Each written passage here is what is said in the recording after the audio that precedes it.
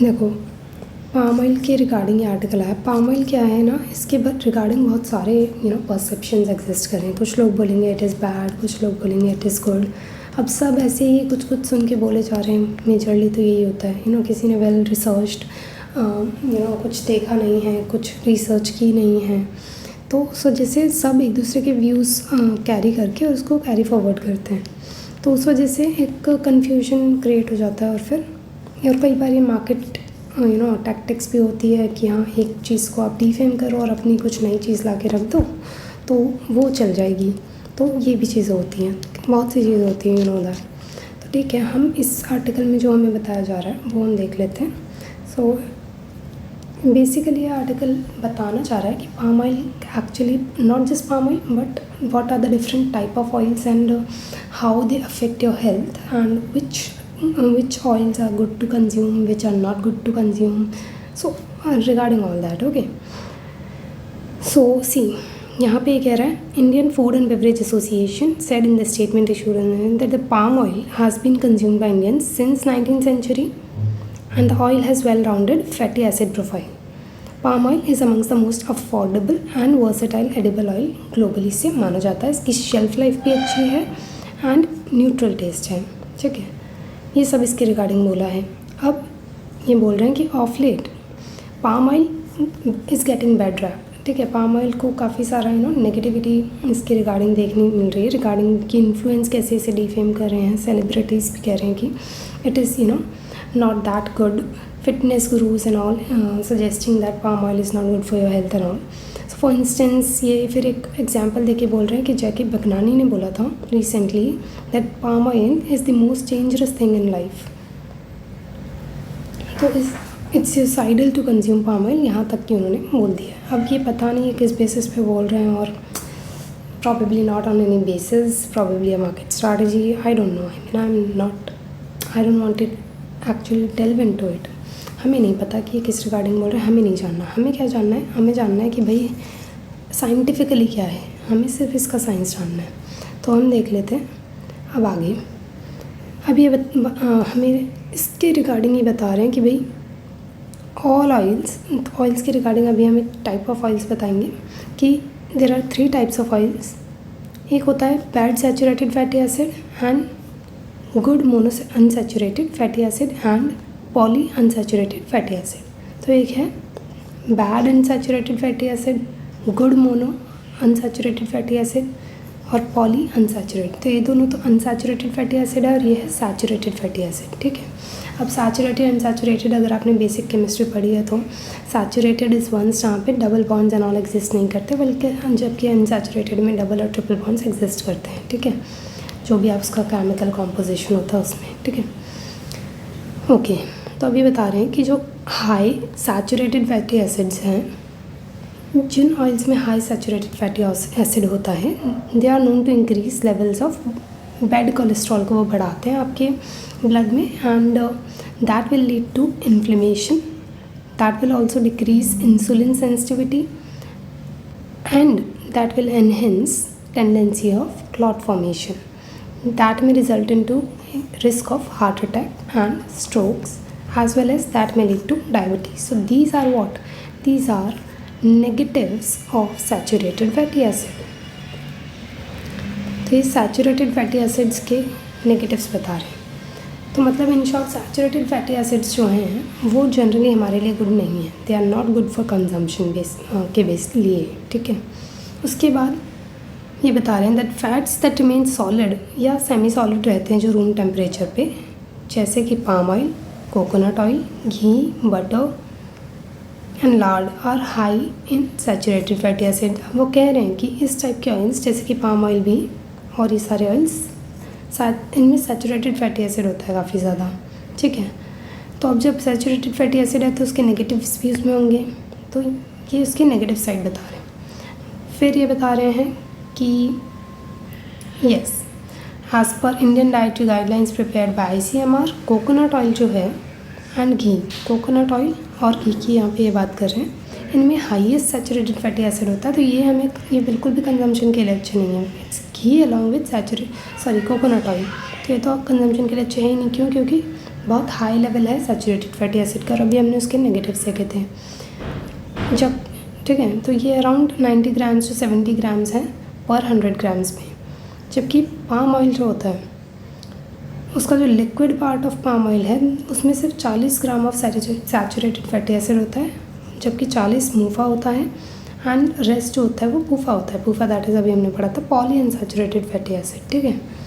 तो ये क्या है, पाम ऑयल को हम देख सकते हैं एक तरीके से not just saturated fatty acid नहीं है वो, it is a mixture of saturated fatty acid plus mono unsaturated fatty acid plus poly unsaturated fatty acid.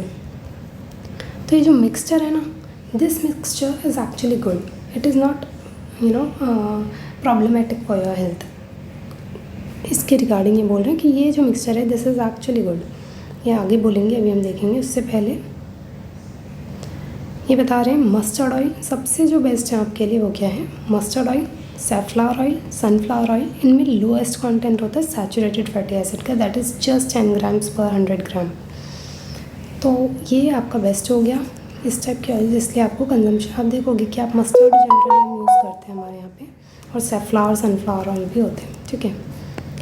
Sunflower oil आपको मिल जाएगा ब्राज़ील में, रशिया में, यहाँ से हम इंपोर्ट भी करते हैं सनफ्लावर ऑयल, ठीक है। इसके अलावा ओके, हाँ, तो अब ये क्या बता रहे हैं, ये बता रहे हैं आपको ना यहाँ पे trans fatty acids, okay I am so sorry it is not working. Apart from this 3 fatty acids जो हमने पढ़े, एक होता है ट्रांस फैटी एसिड्स, जो कि कैसे प्रोड्यूस होते हैं। ट्रांस फैटी एसिड्स को प्रोड्यूस करने के लिए जो भी आपका लिक्विड वेजिटेबल ऑयल होगा ना, मान लो ये कोई लिक्विड वेजिटेबल ऑयल है, अब इसमें मान लो ये अनसैचुरेटेड है, जैसा कि हमने बोला अनसैचुरेटेड का मतलब क्या, अनसैचुरेटेड मतलब डबल बॉन्ड या ट्रिपल बॉन्ड एग्जिस्ट कर रहा है उसके केमिकल कॉम्पोजिशन में, है ना। अब अगर ये ऑयल में इस ऑयल को अगर आप हाइड्रोजनेट कर देते हो, हाइड्रोजनेशन का केमिस्ट्री में इन द सेंस है कि आप इस डबल बॉन्ड को ब्रेक करने की कोशिश कर रहे हो और उसका कॉम्पोजिशन चेंज हो जाएगा उससे, जैसे ही बॉन्ड चेंज होता है आपका कॉम्पोजिशन चेंज हो जाता है। तो इसको ब्रेक करने की कोशिश करते हो आप। अब ये कर क्यों रहे हैं हम, टू इंक्रीज शेल्फ लाइफ, कि उसका शेल्फ लाइफ बढ़ जाए, ठीक है। तो उसके लिए हम इसको हाइड्रोजनेट करते हैं, और ये हाइड्रोजनेशन का जो प्रोसेस है to shifting this to unsaturated to saturated, अब जैसे ही सैचुरेटेड बना हमने क्या कहा था, saturated is not good for health वैसे भी, और ऊपर से इसको तो हम हाइड्रोजनेट कर रहे हैं to increase it shelf life and all. तो this is something which is not at all good, this is not something जो कि रूम टेम्परेचर पे सॉलिड सेमी सॉलिड है, दिस इज़ एक्चुअली हम इसको बना रहे हैं liquid to solid semi solid to increase its shelf life. तो ये सबसे वर्स्ट फॉर्म ऑफ ऑयल है। तो ये इसीलिए हम कहते हैं ट्रांस फैट हमें क्या अवॉइड करना चाहिए। अब आपने पढ़ा होगा ट्रांस फैट के regarding there are numerous guidelines कि हमें ट्रांस फैट जो है 2% तक रिड्यूस करना है, जो भी हम फूड एंड ऑल इनटेक करें उसमें 2% से ज़्यादा ट्रांस फैट नहीं होना चाहिए। तो आप अगर कंज्यूम करते हो जो भी फूड, उस पर आपको क्या कहते हैं कंपोनेंट्स वगैरह देखोगे तो उसमें लिखा होगा कितना ट्रांस फैट है। तो जनरली काफ़ी कम ही होता है, और आपको कम वाला ही कंज्यूम करना है। ज़्यादा वाला कंज्यूम करोगे you are more prone to heart attacks and such kind of diseases, because it is the worst form of oil which you can consume, जो कि ट्रांस फैटी एसिड्स जिनमें होता है, ठीक है। ये हमने देख लिया, यस। तो अब ये भी हम पूरा देख चुके हैं, it will increase shelf life and all, yes. So kind of जो डिजीज़ेज़ ये कॉज करता है, diabetes, breast cancer, nervous system को ये प्रॉब्लमेटिक कर देता है, and high blood pressure, everything kind of things, ठीक है। अब हमने यहाँ पे इन्होंने क्या कहा, पाम ऑयल के रिगार्डिंग ये कह रहे हैं कि पाम ऑयल तो रूम टेम्परेचर पे ही सेमी सॉलिड है, it does not need hydrogenation to make it semi solid. आप उसको हाइड्रोजनेट नहीं कर रहे हो, वो नेचुरली ऐसा है, तो इसलिए वो इतना उसकी कोई इस तरीके से हेल्थ कंसर्न्स नहीं होते हैं, क्योंकि एक तो वो मिक्सचर है, किस किस का हमने बोला था, अनसैचुरेटेड और सैचुरेटेड फैटी एसिड्स का ये मिक्सचर है। ऊपर से ये नेचुरली ऐसे एग्जिस्ट कर रहा है, हम इसे हाइड्रोजनेट भी नहीं कर रहे हैं, तो वो इसकी वजह से ये हेल्थ के लिए there are no such health concerns regarding palm oil.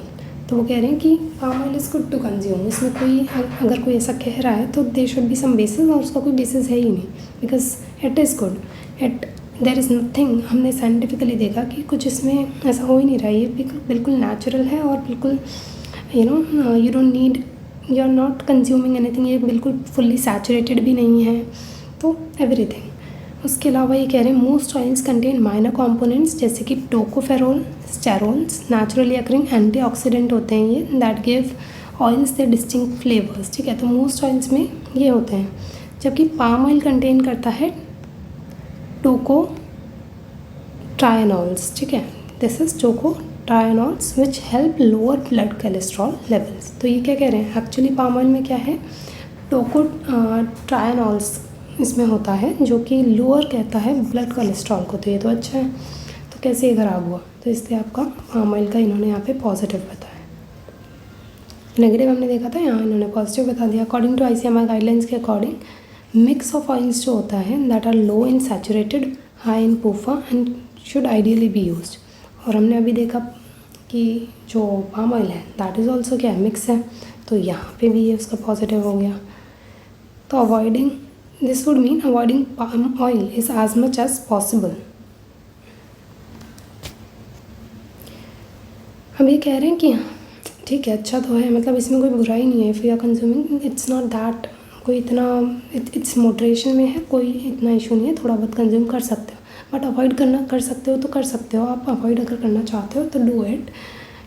But जो इसके अल्टरनेटिव्स हैं, अगर आप सोच रहे हो कि मैं कुछ और कंज्यूम कर लूँगा, तो वो are actually not that good, वो उससे भी ज़्यादा ख़राब है। तो ये अल्टरनेटिव्स तो आपको लेने ही नहीं चाहिए। जो जैसे कि इन्फ्लुएंसर्स जो भी आपको अल्टरनेटिव्स सजेस्ट कर रहे हैं, they are not necessarily much healthier. जैसे कि घी हो गया, कोकोनट ऑयल हो गया, हमने देखा वो तो सैचुरेटेड है, तो वो तो वैसे ही अच्छे नहीं है। ठीक है, तो ये इसके रिगार्डिंग यहाँ पे कह रहे हैं। Then ICMR guideline suggest that consumption of oil should be limited between इतना पर डे, 20 से 50 ग्राम पर डे ही आपको कंज्यूम करना चाहिए, दैट इज़ 4 से 10 tablespoon only. Those living sedentary lifestyle should stick to lower end of this range. Sedentary lifestyles means what, you are not doing very too much of physical work and all, आप अगर नहीं कर रहे हो तो कम ही और भी कम consume करना चाहिए। The guidelines recommended getting most of one's fat requirement from nuts and seeds. तो ये बोलते हैं अगर आपको फ़ैट ही चाहिए तो नट्स और सीड्स वगैरह से लो, जैसे कि flax seed, walnuts, chia seeds, soybean and all, marine fish. ठीक है, विच और ये क्यों ये सजेस्ट कर रहे हैं ये चीज़ें, क्योंकि ये नेचुरल सोर्सेज हैं किसके, PUFA के। और PUFA हमने देखा था is the best way to consume fat, because ये सब बिल्कुल लीस्ट प्रॉब्लमेटिक है। ICMR रिकमेंड करता है that oil should not be reheated. जैसे अब हम देखते हैं कि कई बार हमने एक बार उसको ऑयल यूज़ किया और उसको फिर से 2-3 दिन बाद फिर से मान लो उसमें कुछ तल लिया, सो ये नहीं होना चाहिए, क्योंकि रीहीट करने से वो और ज़्यादा टॉक्सिक हो जाता है, even cardiovascular disease and all उससे ज़्यादा हो जाती हैं। अब क्यों, क्योंकि जैसे ही अब आप ऑयल को रीहीट कर रहे हो तो जो PUFA है वो ऑक्सीजनेट करना स्टार्ट कर देगा और हार्मफुल कंपाउंड्स बनाएगा, जो कि risk of cardiovascular disease and cancers create करता है। If one does have to reuse, तो should not be used for high temperature cooking के लिए नहीं करना चाहिए, should be consumed within 1-2 days। वैसे तो I would recommend कि do not do that, do not reuse it, but अगर in case करना ही है तो ये आप फॉलो कर सकते हो। ठीक है, बहुत हाई टेम्परेचर वाला नहीं, हाई टेम्परेचर पे उसको हीट नहीं करना है, हाई टेम्परेचर कुकिंग के लिए यूज़ नहीं करना है, एंड 1-2 दिन में ही कंज्यूम कर लेना है। तो ये था, I think this was a very good article, personally I felt it was very good. This is it, and next article हम लेके आएंगे अभी कल, या कल। ठीक है।